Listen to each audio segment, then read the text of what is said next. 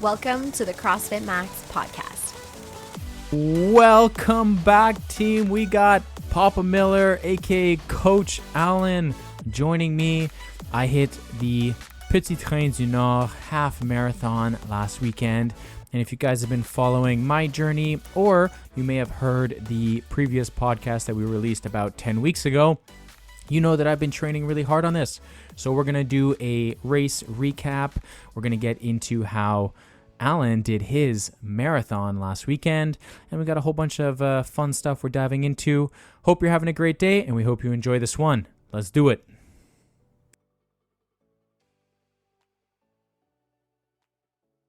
Three, two, one. Papa Miller, you're back. I got Coach. Is this a record? I'm the first guest to appear twice? Exactly. Yes, Okay. you are. When do you start paying the guests? How many We need to How many do we have to do? We need to get a lot more sponsors to be Okay. paying our guests here.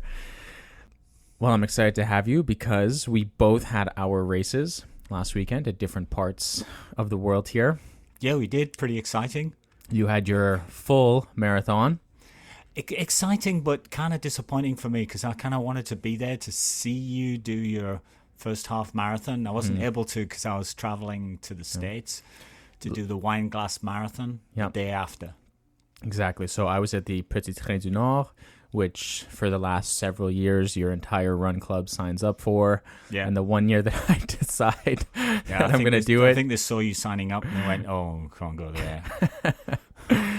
So banter topic is I want to know about your marathon. And for the listeners right now, it is Tuesday for us. And I actually haven't had the chance to see you since you got back from your trip. No, we just haven't got back yesterday. Exactly. And this is going to be a full debrief on my half marathon performance and my training. But I want to take this moment to discuss how your marathon went. Your goal was... Well, the idea was to go for 3 hours. And we Didn't quite pull it just off. missed it. Yeah. Tell them what your time was. My finishing time was 3 hours and 2 and a few seconds, 11 Okay. seconds or something. I don't know. Okay. But I was pretty happy with it. That's the Yeah. third fastest marathon I've ever done. Ever? Yeah. Wow. So I've been doing marathons since I was in my 30s. I'm now 66. So at 66 to be doing your third fastest marathon, you got to be pretty happy with that. Extremely happy. And, you know, if you listen to last week's podcast where we talked about excuses and we talked about age, you know, a lot of Yeah. people use age as an excuse for why they shouldn't do CrossFit. And I just said, I just want to plop you in front of them, 66, and you're still hitting crazy numbers on a marathon.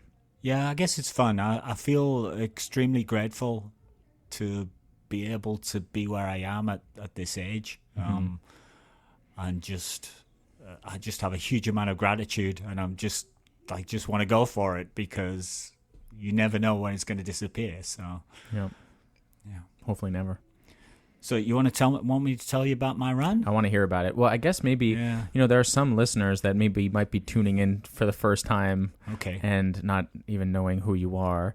For those of you guys who don't know, Alan Miller in front of me right here is my father-in-law. He is Susie's father. And I've known him for the last 6 years now. So when I decided to sign up for this half marathon about, I don't know, I signed up in December, I believe, January, I earlier think this mentally year. you signed up the day of last year's Petit Train du Nord. Yeah, I signed up for it in December last year. And I should say that Susie signed me up in December last year. And then I knew that, you know, with your running background, and I knew, like, based on my training, that having an actual training program was going to be needed. I wasn't going to be able to train for Yeah. this myself. So with your extensive running knowledge and your running background, I wanted you to be my coach for this whole process here. But at the same time, you're also training for your marathon. Correct. So it was kind of cool to go through my training process, but also seeing how your development was going for your full marathon. Excuse me. Yeah, I guess we'll get to you. So Yeah. I'll keep my comments around your being your coach. Well, first I want to hear like the marathon preparation for you. I want to hear, how did your prep go going into your marathon? I have a training partner, Liz, who's never done a 3-hour marathon. I've done 2, but it's a real stretch for me. So we're very matched. So we have our own podcast, Running Book Reviews. Insert the plug. second best podcast. So we got together. We've read a lot about training. Liz is a coach. We decided we would do a program that we've tried several times before that's got us very close, that we've sort of modified a little bit from a book called Advanced Marathoning by a guy called Pete Fitzinger. So you've already trained that? And we've already done that, and we found some difficulties with it and adjusted it according to those difficulties. I won't go into it's a whole podcast in itself, going into what we did in the background. But we put that together. We decided we would build a base and then just go for a 12-week program, because the 16-week program that was recommended to us is kind of exhausting. Okay. Okay. And that's 7 days a week running. 7 days a week running, but 9 runs in most weeks, because the 1 or 2 days have double runs. Yeah.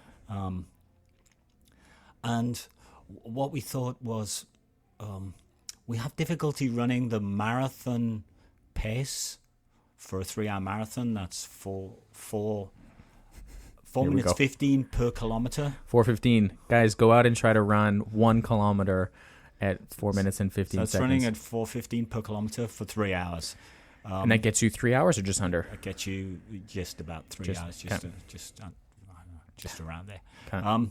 So we have difficulty doing that in training. When you're doing a 130, we picked it a 142K. Our biggest week was 142K in the week of training. It's huge. And we That's so probably crazy. we had one week just after that, which was about 130K.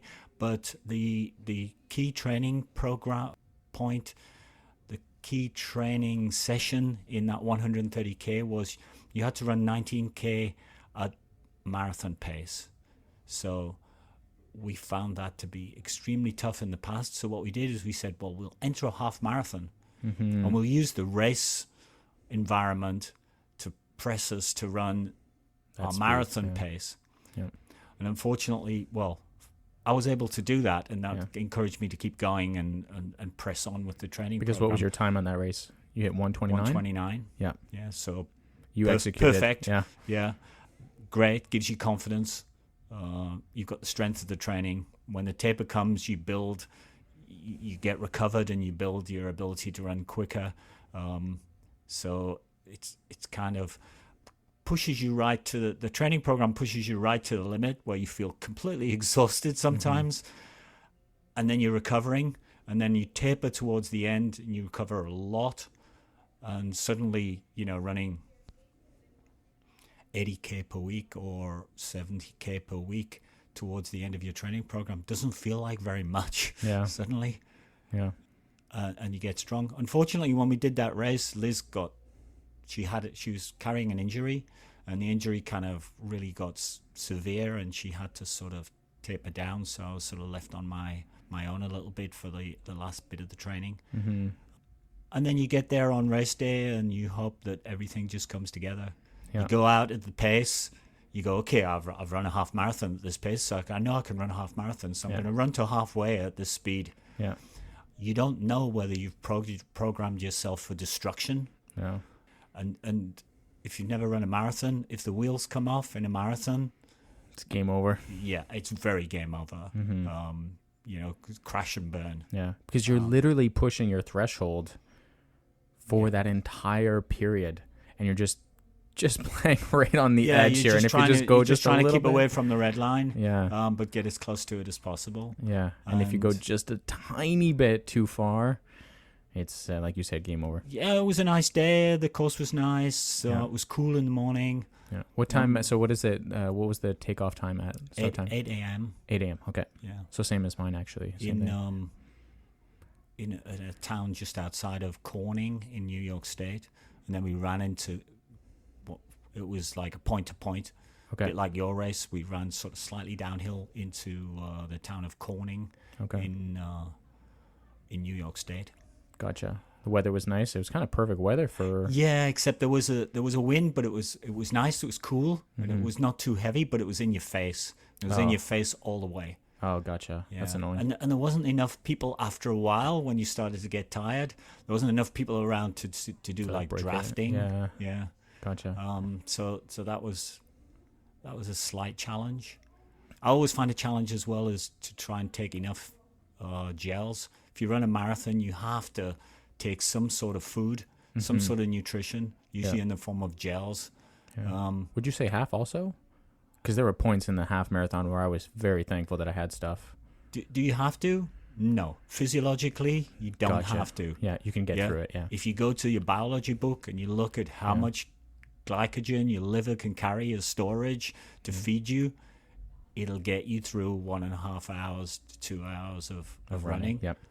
It won't get you through 3 hours of running. Yep. You've got to be topping up. If Yep. you don't top up, you'll crash towards the end. Yep. So you got to take the gels, but your stomach's really not interested in digesting things while you're trying to go at 4 minutes and 50. You got to get them out of your pocket and Yes. open them up, and while you're going at 4:15, which is a challenge in itself. So you got to practice that. Yeah. You got to take drinks at that speed. Yeah. You don't stop for a drink. I'm gonna talk about drinking after. You got to remind me Okay. to talk about drinking after. Okay, you had an experience. I had with a that. bad experience at one point on that. Yeah, after I was about 8 kilometers from the end of my race, and I found that my pace was dropping off, and I couldn't get it back on. 8 kilometers out. Yeah, and that's too far Yeah. because it doesn't seem like much, but that's kind of too far to. I've done runs before where I've started to do that 4 kilometers out, and I've been able to just have like, this is gut check time. Let's just go right to the wall. Let's kill yourself for 1K. Stay on pace. Okay, now you have 3K left. Are you gonna give it up for 3K? Yeah. Let's go one more K. Exactly. And I've done that. It's very, very challenging and quite debilitating. I was 8K away from the finish when that started to happen on Sunday, and I really couldn't bring myself to run as if it was the last K and still have 7K to run. It was just too much. Gotcha. So I just tried to ease off slightly, but just then hold it. Okay. So you went from that 4:15 pace To to about 4:30. Okay. And, Still so fast. and then I was able to keep the 4:30 more or less to the end. Okay. Yeah. And you So I finished was with a pretty 30, happy. 3:02. Yeah. Gotcha. Way to go. So I was Do you pretty do you happy feel with like you did the nutrition part and everything leading up to it properly and during, or would you have tweaked some things? I think I prepared myself nutritionally. I prepared myself the week before. Yeah. With a few more carbs, really. Okay. Just adding carbs. I think I hydrated well. Yeah. Usually I'll take a fairly high strength electrolyte drink, like double strength, or an element or something like that. I'll take an extra one each day for like 3 or 4 days leading up. Yeah. And that helps you keep you hydrated. There's no point in trying to do these kind of things the day before. It doesn't work. You've got to Can't do that. Yeah. And the day before, what you try to do is you'll have more or less a carbohydrate-rich food and some drinks, but not too much because you got to carry it then. Yeah. You don't want to be going like crazy, like massive, huge mounds of pasta the night before.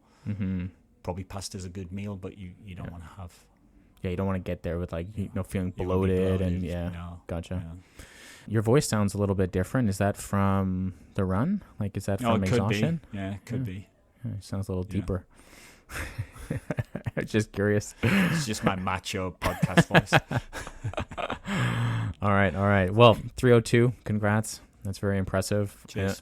Something that I've learned in this half marathon, and I think that a lot of people can take away from this, and I noticed it a lot from a lot of people at the gym, because there was a few members from the gym that did the half marathon as well, and that was setting an aggressive goal. And although your goal was 3 hours, Yeah. it's not like you're coming out of this full marathon hitting a 3:02 and being like, man, like I totally failed that. Like I just sucked. That marathon was a waste of time. No, I would like say I got 95% of it right. yeah. Yeah. Yeah, and like the thing is, like you set, like what I love about that is that you set such an aggressive, like 3 hour marathon is really aggressive. And the fact that that was your goal and you said it out loud and you were training for that and everything you did was leading up to that, and you missed it by 2 minutes, but there's so many good things that happen from that. Oh, absolutely. That whereas like a lot of, I feel like number one, a lot of people are scared to say their real goal. And then number two, you're giving your goal power over you by being scared of it. Yeah. Yeah. And so you shouldn't be scared of it, and you should say it out loud. If you get used to doing that, you go, well, that's just what I'm going to try to do. That's my ego is not invested in that. Mm-hmm. That's just, there are lots of people who can run 2:15. Yeah. Yeah, it's impossible to contemplate. Mm-hmm. So why would 3 hours be a big deal in the scheme of things? Yeah. And why would you give it power over you by having some trepidation about it? Yeah. Yeah, I love that. And I my goal for the half marathon was to just be able to run it at the beginning, because running 5K when I started my half marathon program was not possible. Like I would run, we did one in Australia in January when we were traveling over there for vacation. Yeah. And I was at some of the training points, I would run 2 kilometers straight and then just feel wiped out and have to walk. And then we did our park run, and then I was able to do 2 5Ks straight. But then fast forward like 4, maybe even 5 months later of not doing any running at all, running 5 kilometers was freaking so hard. Like that was the feeling of running 10 or 15 kilometers at the time. So my goal at the time was to be able to run 21K straight without stopping, and running it under 2 hours. And then about halfway into the training block, I realized, okay, I need to change that goal, because now I feel very confident that I can run under that 2 hours.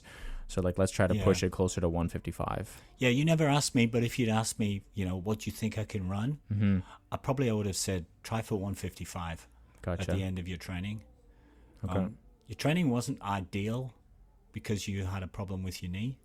Yeah. Later on. Yeah. So when we started, we started the program together in June, and it was a 16-week program. And before we even started that program, you had said, hey, take 2 weeks before we even start this, and just run, doesn't matter the distance, just run 3 sessions this week and 3 sessions next week, and that'll give us an idea of your commitment to the running program, like how many times you're actually going to run and train for this per week. And that was my goal. My goal was to do 3. So I had spent 2 weeks prior to that, and I hit the 3 and 3 sessions. And then week 1 was when Thomas was born. So I ended up hitting 2 running sessions that week. And out of the entire 16-week training block, I ended up hitting so technically there was 47 training sessions that were programmed, and the 48th one was the race. Yeah, was the race. So I only missed 2. That was one when Thomas was born, and the second one was when Max passed away. And I have to say that's a key issue. So a key positive, the consistency. Yeah. I've heard you on the podcast talking about, CrossFit consistency. Just be consistent. Consistency trumps everything. Everything. Yeah. If you don't show up, that's a problem much worse than getting your pace wrong or doing something slower than you should, or too quick, or whatever. So consistency, you get a big tick in the box for that, because it's not hard. It's not hard it's not easy to turn up all the time. It's not hard to just say, just give that a miss, or I feel tired, or you've had some life events as well. There was many of those tired moments for sure. And then, like you mentioned, later into the training block, my knee started blowing up a little bit. My left knee was a little bit angry with me for the longer distance stuff. I think it started bothering me around week 13, 14, maybe week 14.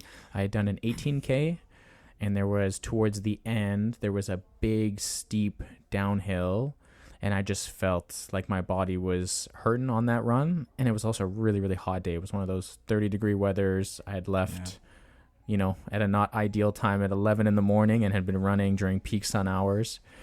And just, was feeling my knees a little wonky towards the end there. And then I had that steep decline hill there for about 400 meters. And I just felt my left knee was just eating it. And then I continued on my run. And then when I finished, I was like, uh-oh. Like, this knee's not doing super great. Yeah. And then it kind of swelled up, and one of the problems was it looked like the distance runs were having a bad effect on your knee, but in fact the distance runs were the things that you needed. Yeah. I worked out pretty quickly in your training program that when I was giving you short intervals of fast running, that you're just eating that up. Yeah. And finding it not difficult. Why? Because you're a really good CrossFitter. Exactly. So you have power. Short and fast, let's go. Short and fast, and your version of cardio is little bursts and often. Yeah. So when I was giving you interval training and that, you were executing those really, really well. So I thought, okay, well, we'll give him less of that, and we'll give him more kind of long, slow distance. Yeah. With maybe little bits of race pace. And then the distance seemed to be affecting your knee. So I was caught, as a coach, I was caught between trying to give you the stuff that you needed to get a good result and you not getting injured. Yeah. And in fact, in the last 2 weeks, we kind of talked and decided that we wouldn't do the distance work that I was hoping to sort of finish you off with, finish the sort of conditioning for you with, and go back to just trying to take it gently, go a medium distance, and maybe do a few sprints at the end. Yeah, we almost had like a 2-week taper, and you really don't need a 2-week taper for a half marathon.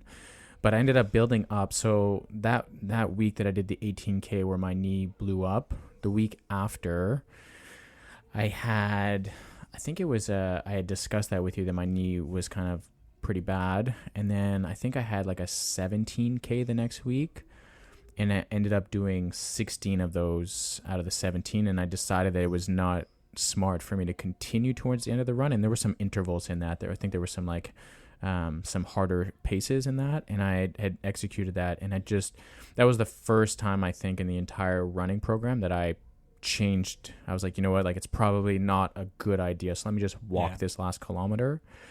And then the week after, I believe Max passed away, so I actually got a rest on the long run that week. And then the week after, my knee felt good. So having that rest from the long run, my knee felt pretty good, and ended up doing a 20K with Tom and Siobhan. And that was probably my favorite run of the entire training block. We actually decided to run from our place to your place. Yeah. They're like, let's go over to Lachine. I was like, okay, wait, hold on, guys. I have a better idea. It's a nicer path going the other way. We'll loop around. From your house to my house. We'll loop around Coach's house. So you posted a photograph of you guys running past my house. Yeah.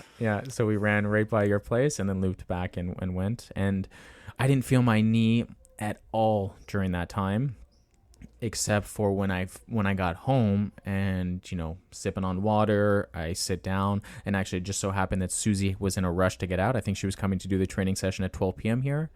And I was like, literally ran that, and then went from sitting on a couch and feeding Thomas, had his bottle out. And then as soon as I got up, my knee blew up again. And that was the last long run that we had done, I think, in the training program. You didn't like the long runs much, did you? Didn't seem to go for that too much.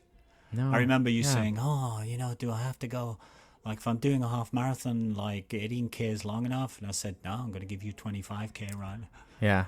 Well, because my goal was, I remember having conversations. You're like, wait till I give you 25K. I'm like, no. Like, the half marathon is going to be the longest I do. Like, that's the objective. But yeah, for sure, the longer runs were the harder part. But I would also add that most of the training program, like you said, was at slow paces, and that was probably the most important piece of the entire training block. I think I did the math yesterday, and I made a little post on social media, and I I had done, what was it, 45? Let me just pull up the numbers here. I had done, where was it here? Give me a second. So I had done 45 out of the 47 training sessions, and I ran a total of 428 kilometers in that 16-week training block. So out of that 428 kilometers, most of those kilometers were at a really slow pace of 6 minutes per kilometer, which, to give you guys an idea, the pace I averaged in my half marathon was like a 5:17 or 5:18 pace, if I'm not mistaken. So quite a lot slower than even my race pace was, where we had intervals of training in between here and there. But the most important thing for the training block, like you said, was to go not short and fast, but was to do the complete opposite. Go longer and go slower. Long and slow, yeah. And even like the 7Ks you had me do, like those are not long runs, but I want you to go at a slower pace. So it's not necessarily the distance that you're covering. It's also the time under tension of having to run for that period of time. Yeah, the idea is for you, because you had a good, strong sort of top-end sprint and power base, was to build your aerobic, slow, long-distance base, and then build your race pace onto that at the end. I would say the thing that I did enjoy the most was the feeling of running that long and how much better it felt towards the end. Like I said, when I started this program, running 5 kilometers, let's say for a 30-minute run, that was long. Like for me, that was really, really challenging. So if, people who don't run are listening to this, or people who are just getting into running or want to get into running, you look at something like a 10K run or a 15K run, and, you're probably running close to your home and stuff, and you've probably driven your car around that area all the time. And to think, wow, that's the amount of time that I ran during my training session, and also the grounds that were covered. Like I drive to your place all the time. It's all highway, and I'm driving like 120 kilometers on the highway, right? And now I'm like, okay, well, actually, I'm going to run at a 6 minute per kilometer all the way to your place, and I'm going to run back. And I'm like, that's a crazy amount of distance I'm covering, and also I'm running for 2 hours straight. So yes, I felt like the longer runs were the hardest part, but they were the thing that I appreciated the most towards the end, where I can go run a 10K and it's not a big deal. Even the week of the half marathon on the Tuesday, the last moderate distance I did was 11K, and I ran it, and I was like, that was easy. That felt like I ran 3-4 kilometers, which is where we want to get you to. Yep. So, but it's one thing, we try to build your body to the point, but you've got to bring a game plan for race day. You've already conditioned your body to have an ability which you'll either be able to produce or not produce, but then you've got to have a plan for preparing yourself and then going and executing on race day. We said for my marathon, if I don't take any gels, okay, I've conditioned my body, but if I get that bit of planning wrong, I'm probably not going to succeed to the way that I want to. And you got to have also some tips and tricks coming in. Oh, you know what? Last week's episode. That's exactly where I was going. If you guys, I gave you a whole series of advice. I think there was 11. But I noticed that last week's podcast, you seem to find one of my advices, pretty hilarious, but you never mentioned what it was. I totally forgot after we got home, and I was like, oh my God, Susie, we forgot to talk about the advice. One of the points. What it was. It was about the shoelace tie. And it's actually, okay, well, let's tell the listeners. So Alan creates a group chat with Tom, Siobhan, and myself, his athletes, and he starts, I think 2 weeks prior to the race, starts sending us tips and tricks and advices for getting ready for game day and leading up to game day. And one of them was how to tie your shoes properly, and he sent us a step-by-step video tutorial on how to do it. And I'm watching this, and I was just laughing because it was like, in the most British Alan Miller voice, calm. You're going to take your shoelace and Here's you're how going you to tie your shoelaces. how you tie your shoelaces. Hold this piece in your left hand, this piece in your right hand. Fold it over. You're going to fall. Wasn't You're going to quite do a like loop. that, but almost. But then he said, if you're smart, you're going to do a double loop. You're going to do a double tie. And then you showed this really funny tip where it was to tuck your shoelace in between, I guess, the crossover of the shoelaces as well. And I was laughing because I was like, I've never done that before. Why is that funny? I've never done that before. Did you do that for your marathon? Yeah. Okay, so in the half marathon, I haven't done a single training session like that ever, and my Hokas have never come loose ever. So I'm like, that's so funny. Like, I guess maybe I should just do this on game day. They've never come loose on me before, but watch me show up on race day on the half marathon, and halfway through, my shoelaces come undone. So we'll get to race day in a second. But anyways, I completely forget to do this. I take off my clothes, I tie my shoes, and then I'm getting to start, and then I start running. And I'm not even thinking about shoelaces at this point. And about 2 kilometers in, I start seeing people fade off because their shoelaces come undone. People are tying their shoes. And then there was an instant panic mode in my brain and be like, oh my God, if your shoelaces come undone because you didn't do the Alan Miller tip, he's going to roast you forever. Well, because you're making some smart-ass comment about, if only I knew how to tie my shoelaces. Like I said to you, Brandon, if your shoelaces come undone during the race, you will never hear the end of it. Oh, never. But it was funny because that actually happened. There was people dropping off there you go. in the race, and that was happening to them. So my tip is valid. Valid. Absolutely valid. But yeah, I would have looked like a big doofus if that would have happened to me. But anyways, I forgot to talk about this last week and wanted to share it. But all those tips and tricks that you did give us were fantastic, including that one. And maybe you should have sent it to those people who didn't tie their shoes properly. But let's talk closer to race day. So preparation for me, like we said, my knee kept acting up. So I wanted to do a little shout out to Paul, our massage therapist on staff here at CrossFit Max. I booked a couple massages with him, and he was working a lot on, especially like my hip flexor. So I had a feeling what was happening was my Achilles and my hip flexors were getting super, super tight while I was doing the run, and I wasn't spending enough time stretching and doing mobility work. And yeah, so when your hip flexors get a little tight, like it tends to pull on your knee, and my knee kept blowing up. So I had 2 sessions with him. Like 2 weeks out, I had one, and then I decided to book another one with him the week of the half marathon, and it was almost instant relief. So if you are runners, make sure you're stretching out, especially your hip flexors and your Achilles, because if those 2 things get tight, then they typically start to pull on muscles that typically will start to pull on your knee.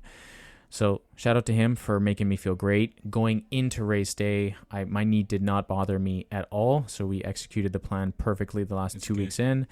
And like I said, on the Tuesday before, I ran 11K and I didn't feel a single issue at all.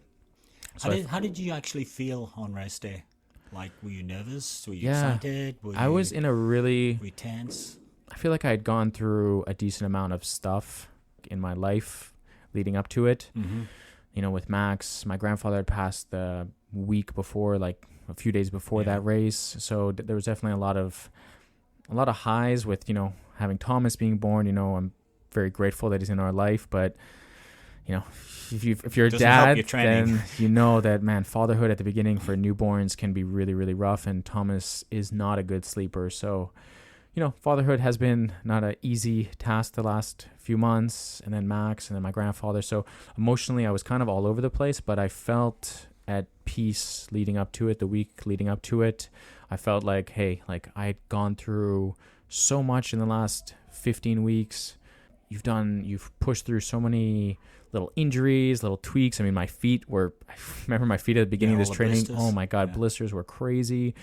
I just gone through so much that I felt really good going into race week and thinking you've trained in hot weather, like you've done it all.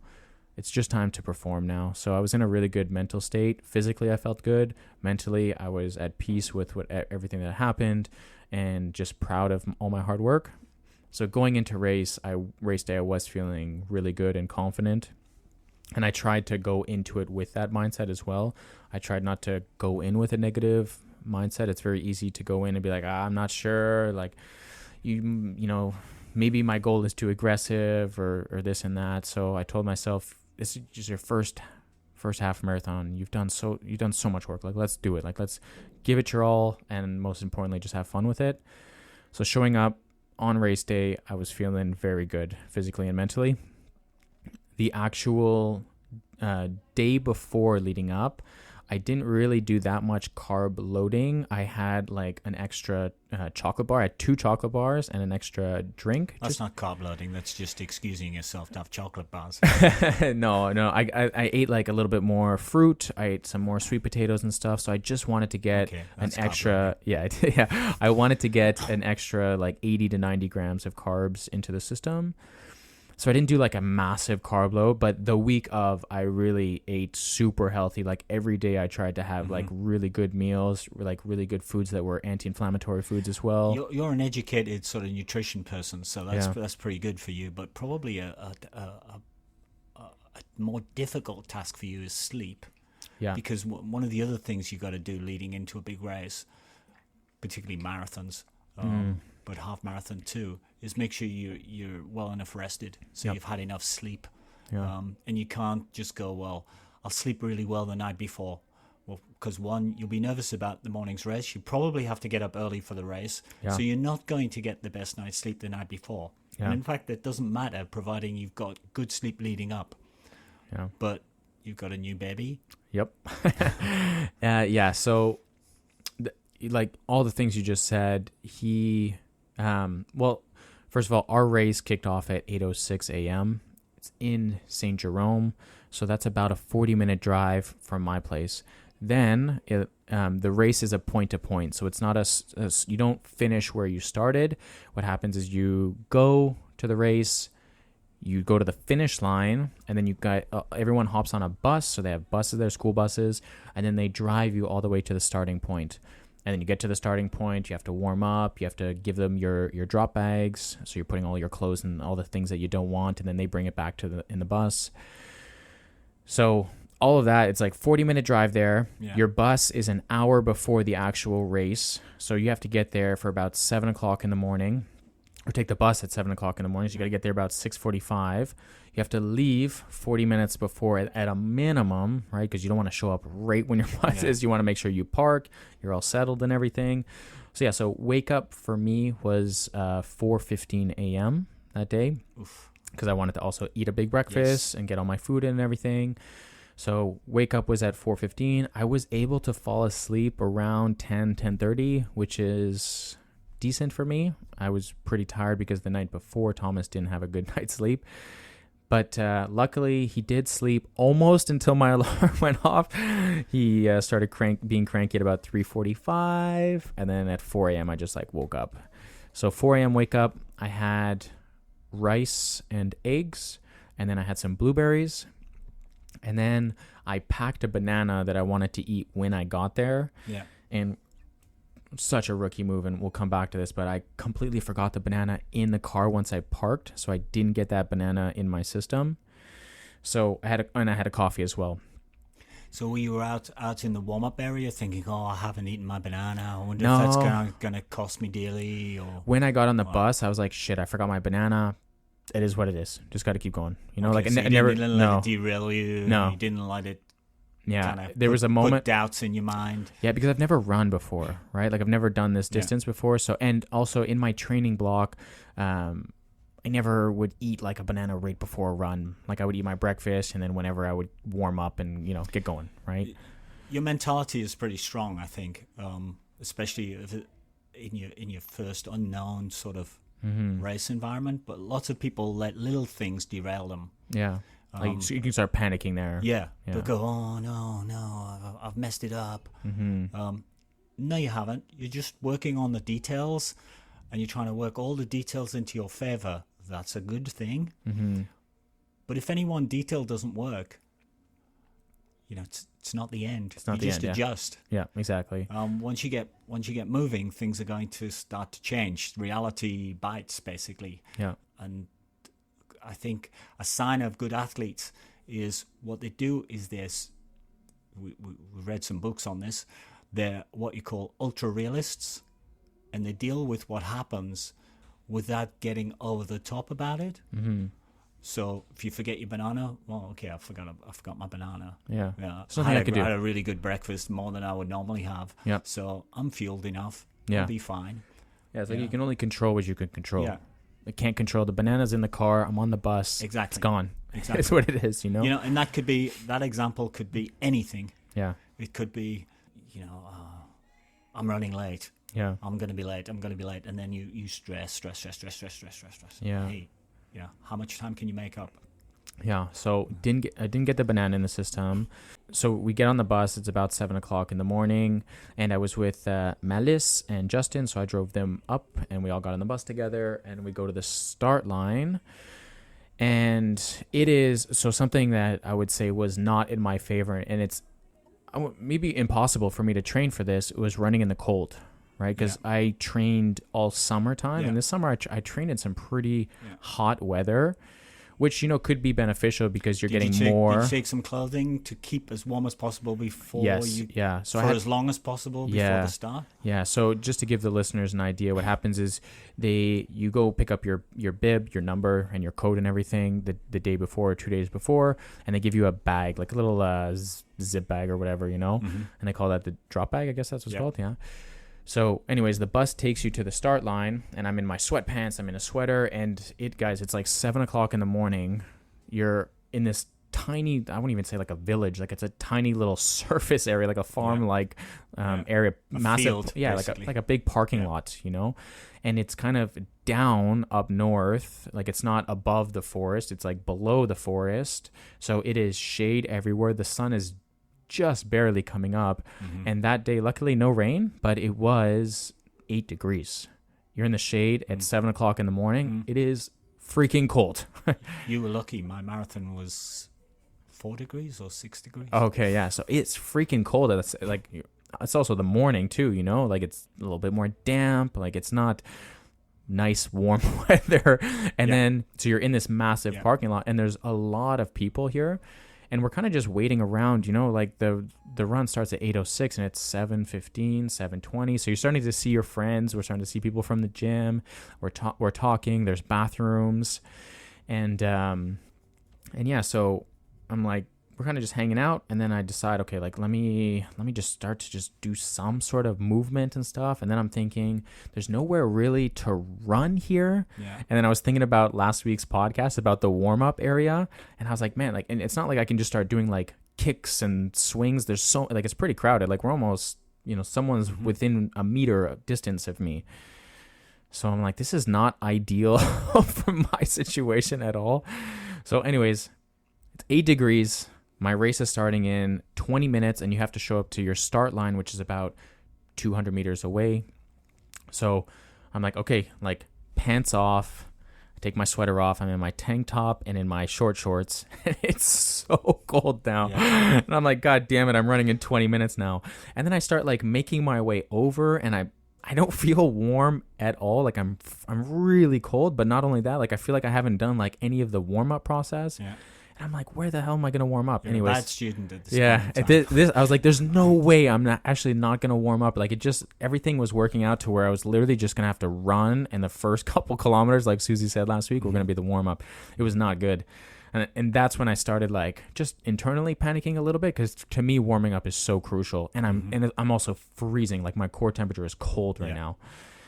So then as we're lining up, I look at my watch and I'm like, hey, like settle down. Like I'm shaking at this point. Like I'm really cold. And I look if you're at shaking, you're burning calories. Yeah. And so now you're wondering why your banana or yes. Yeah. And then I'm like, hey, like deep breath. All right. Like there's a long path right here. You're only going in 15 minutes. You only need a few minutes to warm up right now. Let's get on the fence. There's a bunch of porta potties, and there's a fence along the line there. I'm just going to go up against the fence. And I'm just going to start doing my normal routine. There's no point in me going to the start line and just standing there, right? So I kind of see the start line. I'm like, okay, like it's not that far away. Okay, I'm going to start just doing some leg swings, some glute activation, hip flexor stuff, and, arm swings, just getting my body loose. And then it started to be like a lot more real. And I was like, okay, like now I feel so much better. Like I'm getting some sort of warming up. My core temperature is up a little bit. My hamstrings are loose. My glutes are active. Like now I feel more ready. And then, we got to the start line, and I was in wave 2. Okay, so pretty near the front. Yeah, pretty near the front. Yeah. So Susie, the way this race is, they're pretty big rules sticklers over there apparently for this race here. Very regimented. Yeah. So you I've spoken to them about it, and they say, "Oh, we have incredible difficulty of negotiating with all the arrondissement, all the boroughs, gotcha. to have permission to bring this number of people down the. Gotcha. So we have to be like they have to be strict on absolutely military about rules. Okay. Because everybody says for this run, they're super strict. On you can't swap your bibs around, and you've got to have a band on your arm to get on the bus and all that sort. And I've spoken to them about it because I know the organizers. Yeah. And that's the explanation of. They were pretty strict, but it did run very smoothly, right? So I'm kind of going up there, and it's a little unique. You're kind of going through a gated, like there's 2 fences, and look like there's 2 bodyguards up there with a couple other volunteers, and these guys are big dudes, and it looks like they're just picture like paintball people, like dressed up in that type of outfit. And I'm like, what the hell? And they're like, bracelet, where's they're looking for a little sticker, and they're calling wave 1 and wave 1, 2 and 3, I believe. So I'm kind of just going through to the front, and then I get to the start line. And I see a few friends. I see Justin, LP, Raf, and Kat at the front. So, and I was with Malice, and Malice and I, she's coming back from, she's 5 months postpartum. Yeah. And so she was just gonna run her run, and she was just, I know she's super fast, and I've seen her Strava times, but she didn't want to put any pressure on a goal because she's 5 months postpartum, so she just wanted to move and have fun and try to get it done under 2 hours. So I see them up there, and I'm like, hey. I had my headphones on, and I knew that I just wanted to run this race, headphones in, zone in by myself and go. I didn't want to have a pacer. I didn't want to run with anyone. So I go up and I give them props and stuff. And they're like, no, stay here. So I'm like, all right, I guess I'm just going to, I was at literally at the front of the line here. So we're first wave now going. And it was 3, 2, 1, go. And it's funny because everyone says that this race is very downhill the whole time. But that start line has maybe just 100 meters or maybe 200 meters of a pretty steep uphill. Yeah. And I'm like, wait, what the heck? This is kind of the only real uphill that you do. Well, kind of. Yeah, there was that. It was a steep uphill for maybe like 100, 200 meters max. And so we all get going, and I'm not meant to be there. And I forgot to mention that I'm in wave 2 because you give them projected time finishes. And because they're very strict, apparently you're not allowed to move forward in a wave. But I did anyways. But you're allowed to move backwards. So when Susie signed me up back in December, she put me at a time that if I wanted to, I could just move back because it's technically better to start earlier than later. Yeah. So she put me an aggressive time to start so I could start sooner. If your training went phenomenally well, you'd be in the right place. So and if it doesn't, well, it's easy for you to move back. Exactly, yeah. So that being said, if you're in the first wave, you're with the fastest people because they've put the fastest times of their goal. So very humbling experience. We start this race. Go whoosh away from you.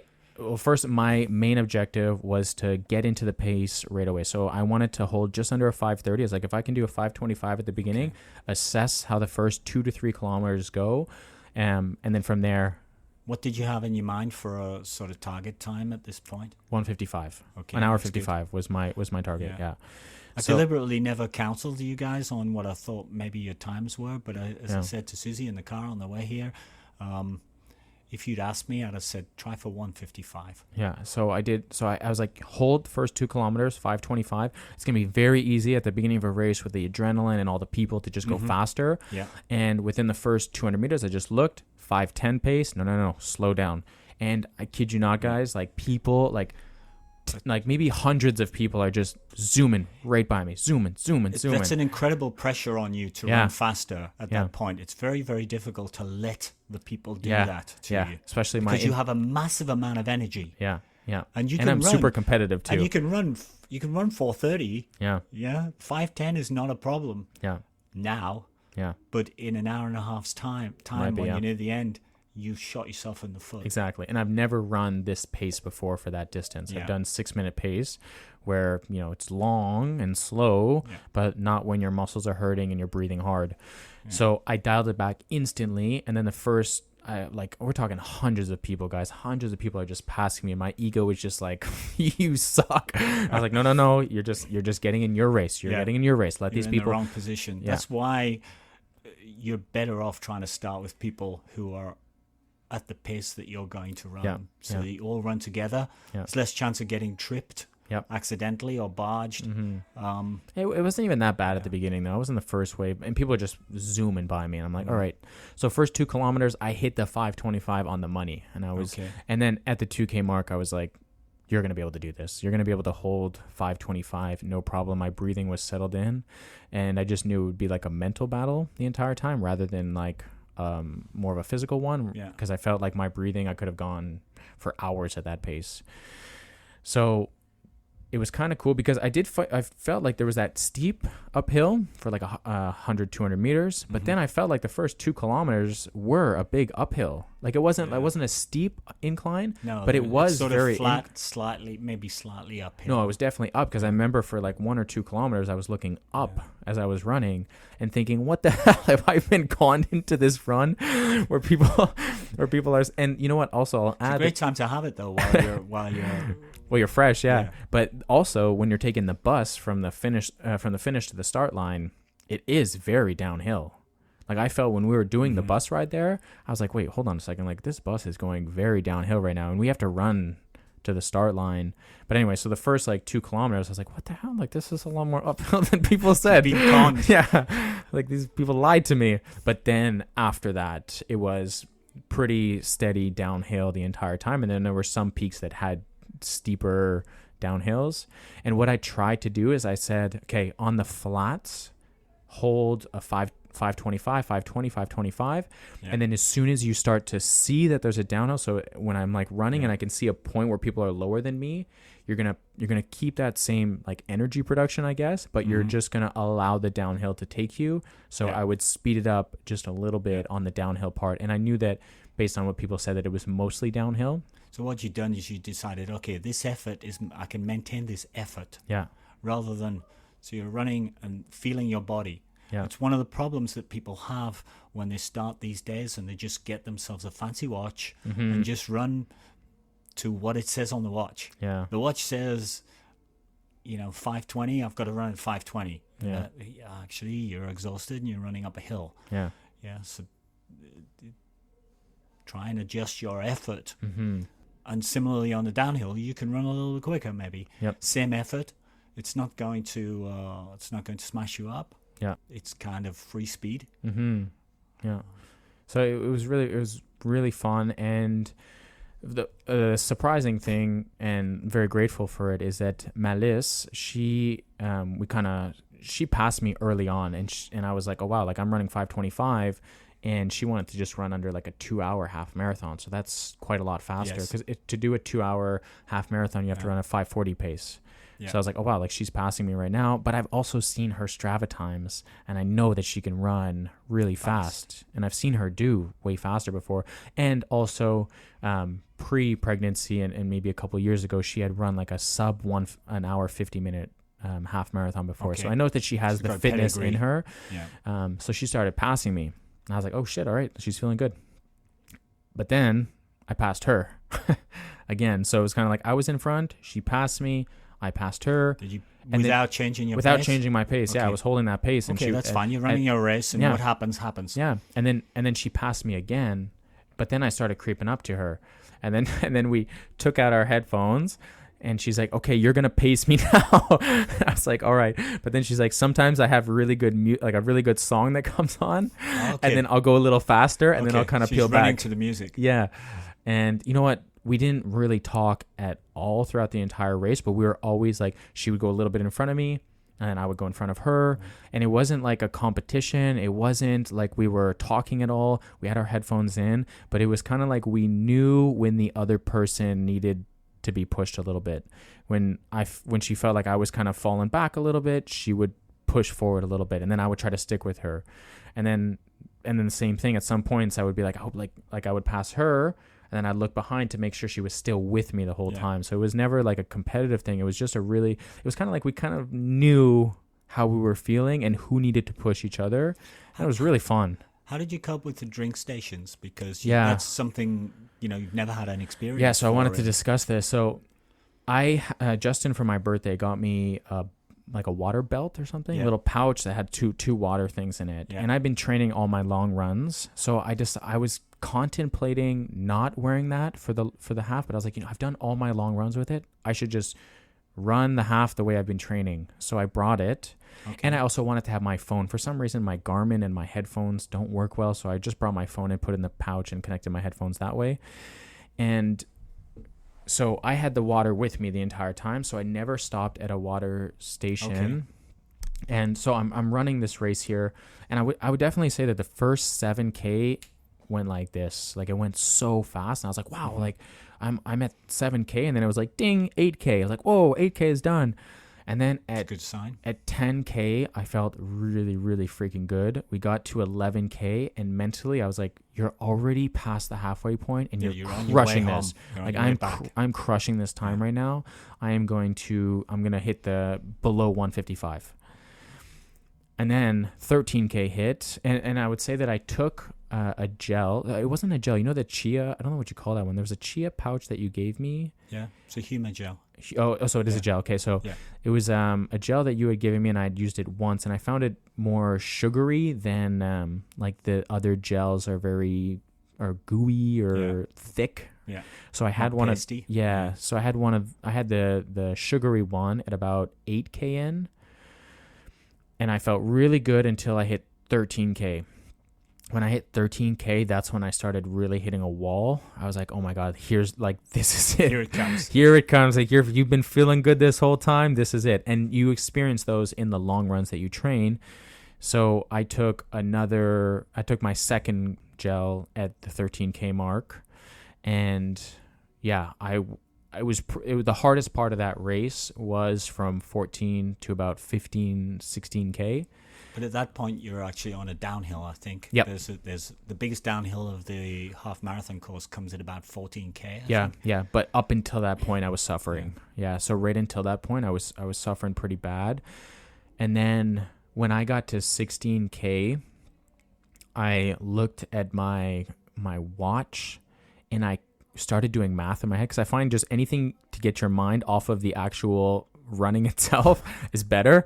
So I looked at my watch, and then I started doing math, and I was like, wait, hold on a second. I got 5K to do, and it was, let me do the math here. It an hour 30 minutes and a little bit, like maybe an hour, 30 minutes and 30 seconds or 45 seconds. So I looked at my time, and I was like, okay, wait, hold on. You're feeling really good right now. You got 5K left. If you hold under a 5-minute pace, you might be able to get under an hour and 50 minutes right now.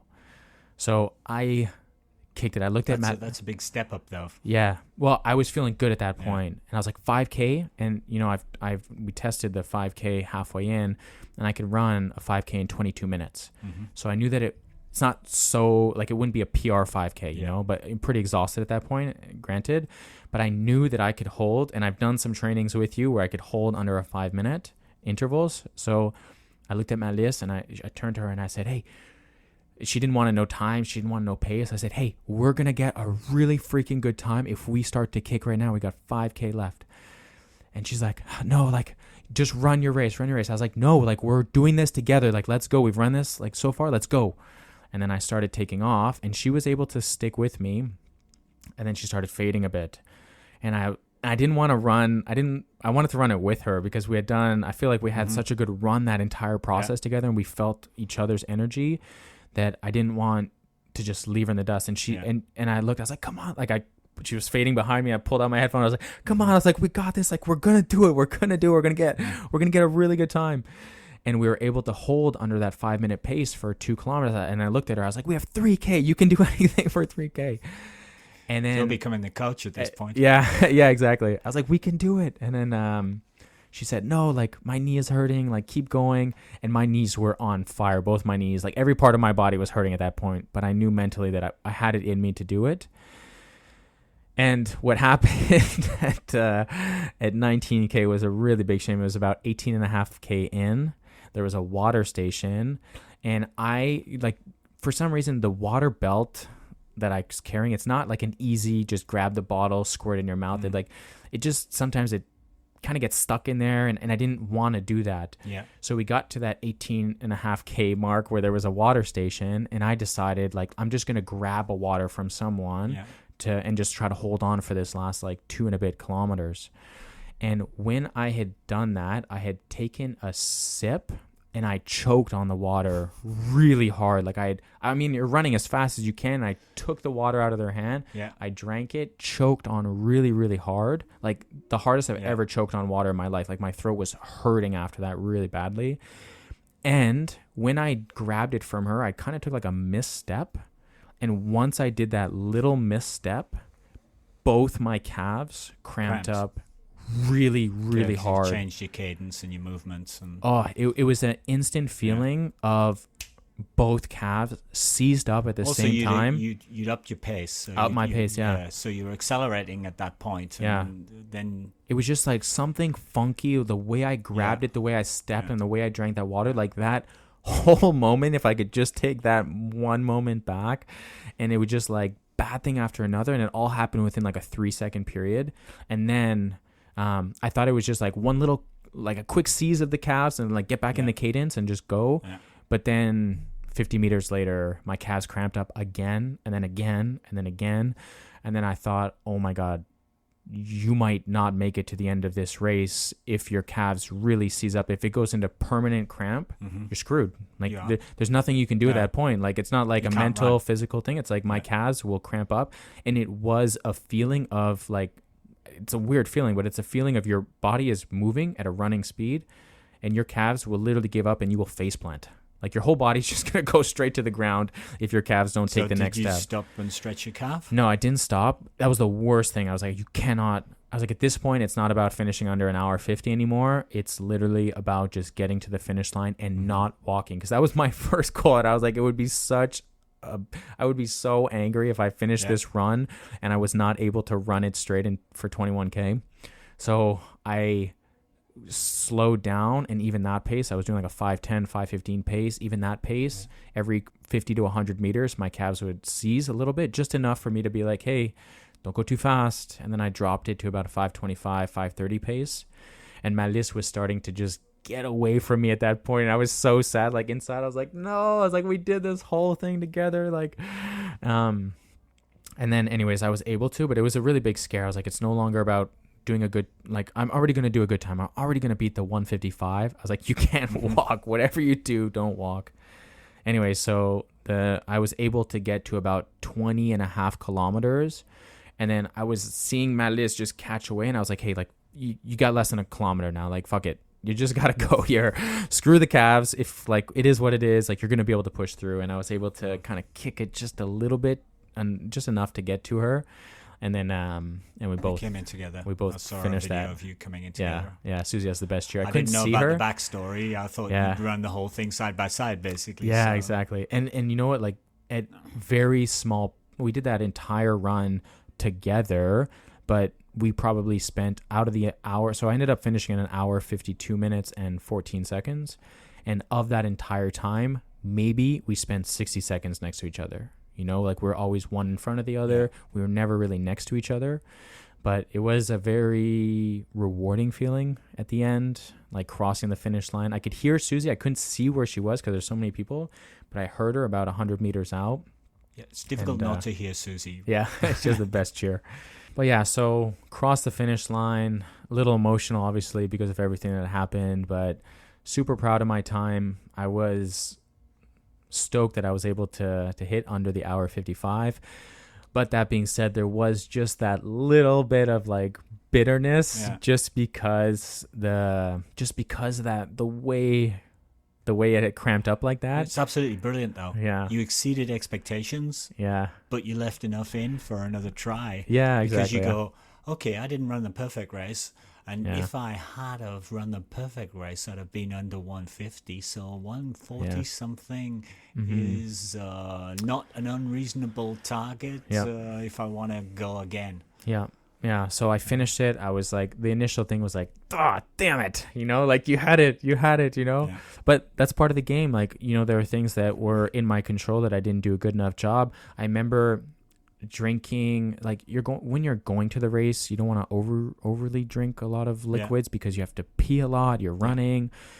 You're One just of my nervous. advices, I think, That was one of your tips. Stop drinking 1 hour before the outside, race yeah. starts. Which I don't think I drank enough going in. And what I would have changed, well, number one, you know, we're talking about cramping, and number one is that freaking banana, you know, would have been a good and maybe a game changer for me to eat when I was planning on eating it an hour and a half before.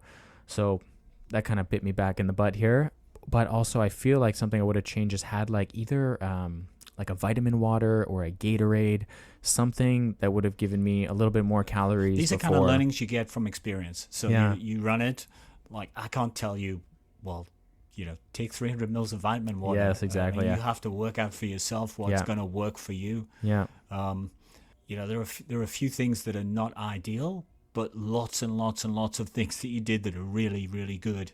Yeah. And I think you got to focus on those Yeah. in terms of how you feel about the result, Mm-hmm. and then you got to focus on the other things about what you're going to do next. Yeah. If you're gonna go again. Yeah. It was a really fun experience, and I've committed to doing it again next year.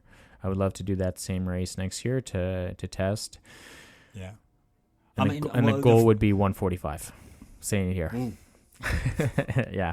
I feel Sub like 150. sub 150 is for sure Take the it in goal. small bites. But I don't want to set like a easy goal, like a fluff Yeah. goal here. I want to set the goal of being able to hit 145. Your training will tell you, of course. Yeah. You do a training program with an idea of going to 145, and then Mm-hmm. the training will either work or not work, and then you can adjust accordingly. Yeah. You know, what I would say is that just listening to you for the first time talk about your run, Mm-hmm. You need to figure on using probably the drink stations, Yeah. ditch the water belt, Yeah. and then use them properly. So run through. What a silly error that was. Just The approach that I have is I'll run through because I'm going at 4:15. yeah. So Do you take it from someone? yeah. Yeah. What I'll do is I'll catch the eye of someone as I come in, Yeah. They're all so great. and I will actually physically point to the person I'm going to take the water from. Okay. They see you pointing at them, Yeah. and now they're ready for you. Yeah. Yeah. They're not just holding the water out in Yeah. a random fashion. Yeah. They go, oh, this guy's going to take my water. Nice. So now they're ready for you, and they get it into your hand as you go by. Mm-hmm. I grab it as I go by.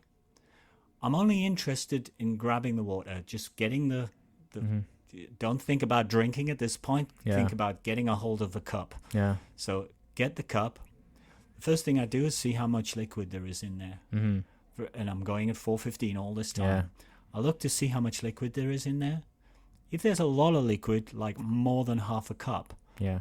the first thing I do is I throw some out. Oh, nice. Yeah. So because you're going to choke. Yeah. If you try to drink more than a mouthful of water at the speed Yeah. that you're going. Yeah. So I'll get less than a half a cup, maybe a quarter of a cup of water, Mm-hmm. squeeze the cup into a spout, and then just drink it one mouthful. Maybe I'll have two mouthfuls in there, but it doesn't come out quickly because you've squeezed it into a spout. Yeah. Maybe I'll only get one mouthful because I've thrown too much away. Mm-hmm. Sometimes I'll drink one mouthful and I'll go, oh, that's not quite enough, and I'll drop that cup and I'll point at the next person. Yeah. Gotcha. So you grab the And first station. Take another cup. I'll take the most convenient one where there's some space. Yeah. If everybody's crowding in at the front, I'll go by. Yeah. If there's no one at the front, I'll point to the first person. Yeah. Yeah, I did not do it good. I had a full glass. It was at the last person. It was kind of like a last minute decision to just, okay, let's just grab this, like just a couple kilometers out. Like, let's just take it. And yeah. But really, if you've never run the race, you can set yourself up at a table or have a friend. Yeah. It's weird. It's a bit like getting instructions on how to tie your shoelaces. It's kind of weird doing a practice, like a practice one, practice drink, but yeah. you know, if you've never done it before, Yeah. and it saves you carrying a belt. So you're not Yeah. carrying. How much water are you carrying? You're carrying an extra No, not too pound, much. No, something like that. Yeah, probably. maybe a pound. Yeah. Yeah. Then you're carrying your phone. Yep. Don't carry your phone. There's another half a pound. Yeah. Yeah. Yeah. Interesting. If I said to you, well, you could go faster, just lose 2 pounds before race day, you'd go, hey, Alan, you know, don't start telling me to adjust my weight. Mm-hmm. Yeah. Yeah. Well, you can actually get it for free there. Yeah. Yeah. It's And not the going to belt make itself. it's not going to make much difference. You just but, put the- but now you're going for fine. Now you're going for fine margins because Yeah. you're not a beginner anymore. I Exactly. guess. Yeah. I would definitely say this whole journey was a lot of fun because I was a beginner. Hmm. Like, it's been a long time since I've been a beginner at a sport. Yeah. You know, How does it compare with like doing a CrossFit event? If you're going, to go to an event, you get nervous. You have to prepare yourself properly. the thing about a CrossFit event is that you never just do one workout. Like, you get the first workout out, you get the scaries out, and no matter, like, usually they're shorter workouts, Yeah. and then you get to do it and usually it's usually on average 4 at the minimum, 4 to 5 workouts in a CrossFit event.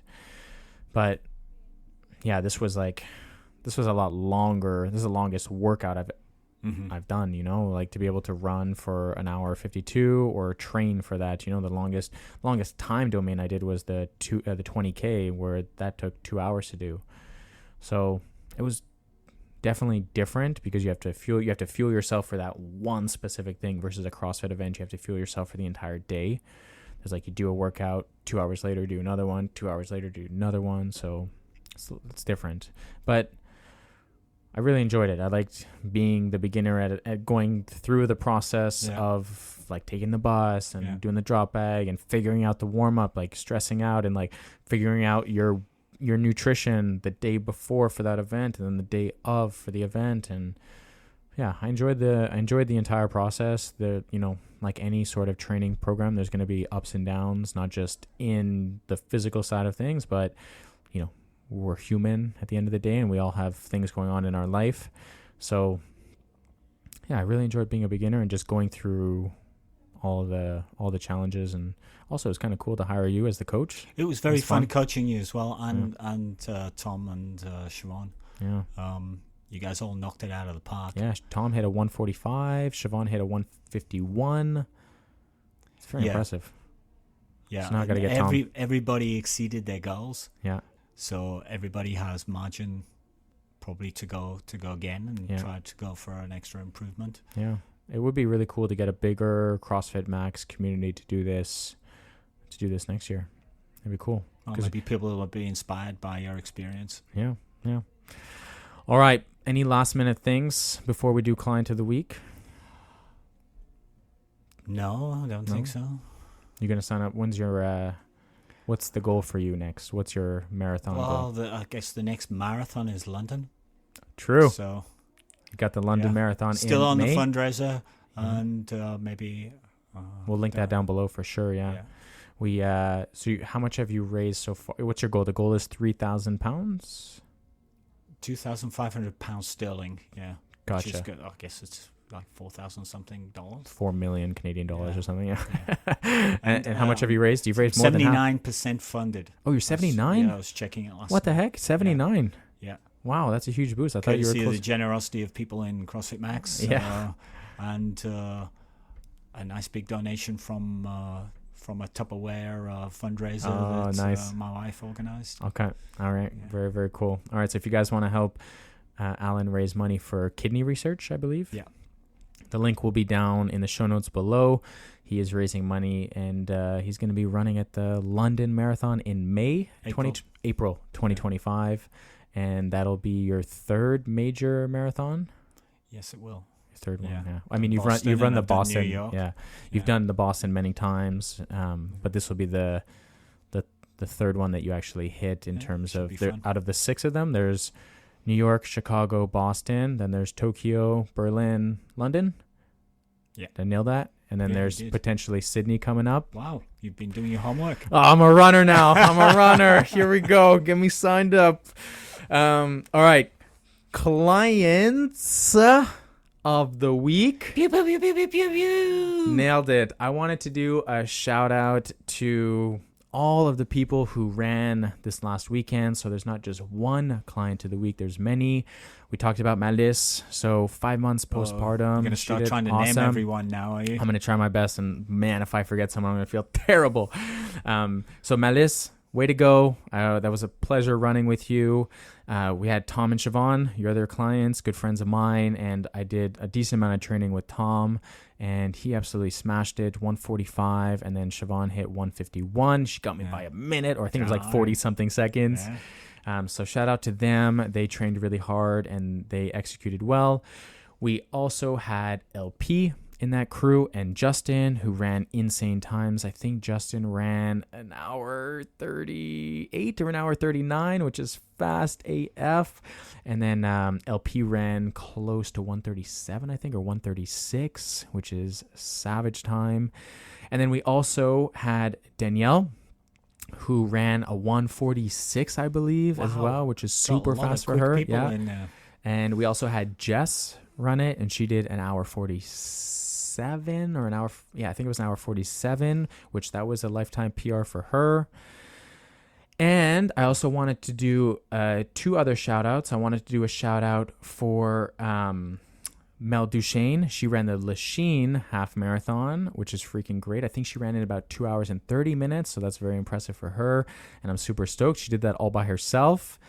And then the last one was, oh no, I missed someone. There was also someone that ran with you at the Wine Glass, but she did the half marathon. That was Lucy. So good job on Lucy. And Lucy beat me by like a few seconds. She did 152.06 or 07, which is really good. And then the last shout out I wanted to make was for the athlete who did a full marathon, and that is Kevin. So shout out to Kevin for running his full marathon. I can't remember his specific time. I think it was an hour 36 or 37. No, 3 hours. 3 hours and 36 or 3 hours and 37, somewhere around that time. Guys, I had to insert this because I did Kevin so dirty here. He actually did a 3:23 marathon, so shout out to Kevin here, which is very, very impressive. The fact that he even ran for 42.2 kilometers is crazy. And shout out to you, Papa Miller, for running your full marathon in 3 hours and 2 minutes. Guys, try to go out and run 1 kilometer, just 1 kilometer at that pace, and let me know how you feel. Send us a message. Tell us that you ran that 1 kilometer. I want to hear how it went. And then try to do it for 3 hours. Thanks for joining today. If you want to, help us raise some funds for this podcast, there is a Buy Me a Protein Shake link down below. We appreciate you guys listening, and we'll catch you in the next one. See ya. Bye.